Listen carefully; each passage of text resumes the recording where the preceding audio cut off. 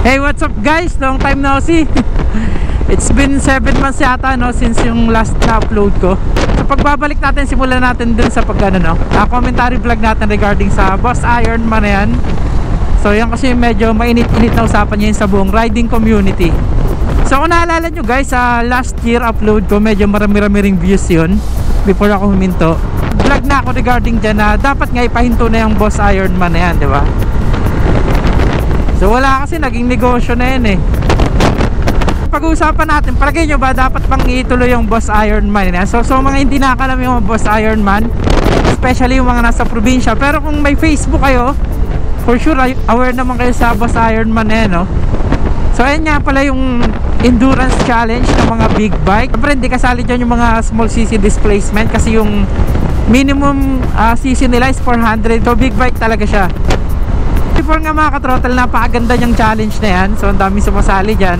Hindi ganun karami yung na-aksidente. Pero patagal yung panahon. Siyempre may camera, may social media. So payabang ng payabang rin yung mga tao, diba? Nagdaang Boss Ironman lang, diba? Dalawa yung namatay. Tapos yung mga namatay na yun mga katrotal, mga hindi participant. So mga civilian lang na nadamay sa aksidente. So yung overall total ng mga na-aksidente, 19, di ba? Pero hindi pa dyan recorded yung mga minor accidents. Yung iba na hindi na na-record. Alam nyo mga katrotal, kaya against ako dito sa Boss Ironman na to. Okay sana kung sila lang yung mga na-aksidente, di ba? Pero hindi kasi, ang daming nadadamay na civilian eh. So simulan nga natin na kung nakita nyo yung nag-trending, yung dalawa, yung matangkad na lalaki na, tsaka yung isa, nanuntok tsaka nanakal ng civilian. So nagagalit sila sa harap mismo ng pulis. Yun yung masama doon eh. Hindi man lang dinampot ng pulis. So sa mga hindi nakakaalam pala, itong Boss Ironman na to, with special assistant pa ng PNP, Bureau of Fire, tsaka ng LTO mismo, diba? So breakdown muna natin. Itong challenge na to, 1,200 kilometers kailangan matapos mo sa loob ng 24 hours. So sabihin nyo sa akin kung paano hindi naging karera yung Boss Ironman na yan kung sa loob ng 24 hours kailangan mong tapusin yan, diba? So sinasabi nila depende naman daw sa driver yan, nasa pagdadrive. So yun na nga eh, diba? Sa mga hindi nakakaanam dyan na yung mga public roads natin, yung speed limit lang, naglalaro lang sa 40 to 60 kilometers, diba? Pwede ka mag 70 kung talagang sobrang luwag. Pero kapag sumali ka kasi sa Boss Ironman, so i-divide mo na lang, diba? 1,200 kilometers divided by 12 hours, pumapatak ka ng mga 87 kilometers. Meaning, para ma-meet mo yung 24 hours, kailangan mo tumakbo ng 87 na tuloy-tuloy. 87 kph. So, sabihin natin paano ka pa makatulog niyan, paano ka pa makakaidlip, di ba? Bukod pa yun sa checkpoint, yung maglilista ka ng mga papel, papagas ka, di ba, sa checkpoint. So, hindi na talaga ma-meet yung sinasabi nila na hindi siya racing, di ba? Nakakompromiso na talaga yung safety, dun pa lang. Taon-taon na lang ginaganap tong Boss Ironman na to, diba? Taon-taon na lang may namamatay.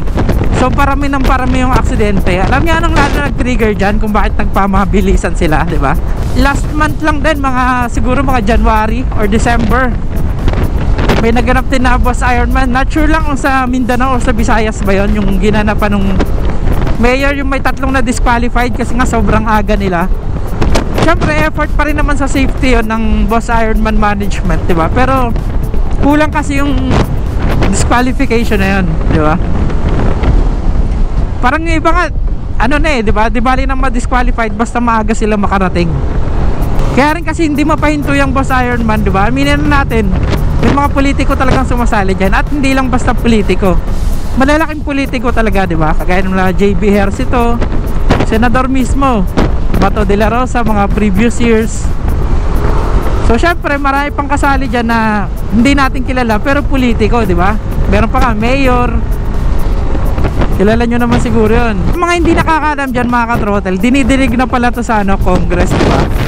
Si Colonel Busita, siya yung nag-initiate na dinigin to sa Congress. So maganda yun, magandang bagay yun. Pero I doubt na may hinto to kung may malalaking tao na involved, di ba? May matataas na tao na involved. So napakalakas ng kapit ng Boss Ironman na to. Alam nyo sa totoo lang hindi naman masama tong Boss Ironman na to eh. So nagiging masama na kasi siya kasi napapabayaan, di ba? Ng management, hindi naman nila nababantayan eh, dami-daming participant. almost 2,000. So sa daan ba, matatrack ba nila? Di ba yung speed matatrack nila? Ayun nga, sobrang lakas ng hangin. Di ko ba alam kung napakaingay rin siguro na itong vlog natin, no? So yung mga ka-throttle, pupusta ako sa inyo, di ba? Hindi yan matitigil yung Boss Ironman yan, di ba? May pahiring-hiring pa, wala rin naman mangyayari dyan. Believe na ako kay Colonel Busita kapag napasara niya to, di ba? Believe na ako kay Colonel Busita kapag napahinto niya tong Boss Ironman na to. Actually guys, naging kultura na kasi ng mga rider to na ng mga big bikers, di ba? Taon-taon sumasali talaga sa Boss Ironman na yan. Pero hindi naman kasi ganun kalala yung aksidente dati. Minor lang siya, pero ngayon talaga malala na. Ang masama pa, di ba? Nabalitaan nyo ba merong namatay? Isa dun sa namatay, may 2 anak na maliliit pa. So ang naging arrangement lang doon, ayun, binayaran ng 100,000 yung pamilya. Okay na, absuelto na. Hindi na makukulong yung nakabangga or nakapatay. Walang pananagutan yung Boss Ironman management. Syempre may waiver eh, di ba? So yun yung isang masakit na katotohanan dito. 100,000 lang yung buhay ng mga aksidente nila. Yung iba ngayon nanakal tsaka yung nanuntok, di ba? Walang justice na nakuha yung civilian doon. Sa harap pa mismo ng pulis. So bibilib na talaga Sir Colonel Busita kapag napahinto mo tong Boss Ironman, di ba? Buong riders community, syempre tinatawagan ka, diba? Hindi naman sa naiinggit tayo sa mga naka big bike. For your information guys, meron akong kotse, tsaka mas pinili ko yung kotse kaysa sa big bike kasi for my safety yun. May NMAX naman tayo, diba? Hindi para magmabilis tayo. Okay lang sana, diba? Kung sila lang maaksidente, sila lang. Kasi consequence talaga yun eh, kasama talaga yun sa risk ng pagsali nila. Pero yung mandadamay pa sila ng civilian, walang kaalam-alam. Grabe, ang daming nagtrending. Meron pa yung matanda naka e-bike, halos pagmumurahin na kasi tumawid, dumaan. Kapag hindi nahinto tong Boss Ironman na to, tandaan nyo to guys, kapag hindi nahinto tong Boss Ironman na to, panigurado sa mga susunod na taon, lahat ng madadaanan yan ipapasara na. Kasi halos ganun din nangyayari ngayon eh, di ba? Pag may tatawid, pinagmumura, sinusuntok kasi nga daw alam naman na may dadaan, alam na may mga big bike. So ngayon sila yung priority, mga assistants ng traffic enforcer. Kapag alam na dadaan sila, papaunahin kahit ang haba-haba na ng pila ng traffic ng mga 4 wheels. Kasi dahil sa Boss Ironman nag-traffic, diba? Sobra talaga. Yun lang yung magagawa ng management ng Boss Ironman kundi mag-sorry. Wala silang pananagutan dun sa, kasi may waiver eh. Ano nga naman pananagutan nila? Sabihin natin action din naman ng rider yon, pero dapat kasi liable sila doon kasi syempre sila yung event organizer eh, di ba? Kaso naging business na, ano nga naman kikitain nila kung sila yung sasagot sa mga pamilya nung namatayan tsaka na disgrasya, di ba? So yun lang, pakiusap ko lang sa mga kapwa ko rider, mga ka-throttle ko dyan, buong riding community. Syempre dapat mag-ingay tayo para mahinto tong Boss Ironman na to kasi napakalala na ito. Grabing taon-taon na lang may namamatay, may na-aksidente. Biruin mo, recorded pa lang yan. Paano pa yung mga unrecorded, diba? Yung mga hindi na i-report. So yun lang mga ka-throttle na. Hopefully makapag-upload na tayo ng tuloy-tuloy. Pero yung plan ko dito sa channel ko, hindi na siya for the views. Nakuha ko na yung mga views na hinahangad ko dati. Monetize na siya, kumita naman tayo. Kahit nga hindi tayo nag-upload, kumikita pa rin naman tayo, no? Dahil sa mga previous vlogs natin. Sa subscribers naman, may silver play button na tayo, so hindi na natin kailangan yon. Naging busy lang talaga, pero ngayon itatry nating makabalik.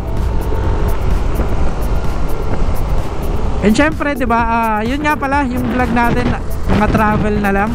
May mga commentary na vlog na ganito, hindi pa rin naman mawawala. Pero yun nga, yung plan ko talaga, gusto kong i-record or gusto kong i-vlog yung mga gala ko or yung mga rides ko. Kahit solo rider lang tayo. Kasi nga gusto ko yung may napapanood ako, diba? Napapanood ko yung sarili ko, nababalikan ko siya after a few years. So yun lang mga ka-throttle, huwag nyo kalimutan mag-comment, like, and subscribe, diba? Supportahan para tuloy-tuloy pa rin tayo. So So yun lang, Ed Ride safe always, ride safe.